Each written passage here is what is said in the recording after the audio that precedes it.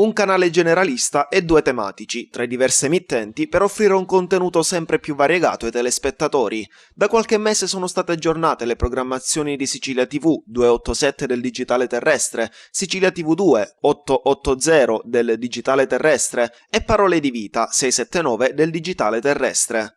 I tre canali, facenti tutti capo al gruppo editoriale Televideo Sicilia Favara, sono stati aggiornati e differenziati tra loro. Sicilia TV rimane a carattere generalista per dare spazio all'attualità, con notiziari, rubriche, trasmissioni e programmi TV, spazio anche agli avvenimenti di interesse collettivo. Sicilia TV 2, canale 880 del digitale terrestre, presenta invece una programmazione dedicata a quello che è il presente e il passato della comunità favarese e non solo. Il canale è dedicato alla trasmissione e diffusione di eventi comunitari e sociali. La programmazione di Parole di Vita, canale 679, è concentrata sui temi della religione e del cristianesimo, un canale dedicato a quanti, accendendo il televisore, volessero sentire una parola di incoraggiamento che possa aiutare a vivere la vita del cristiano.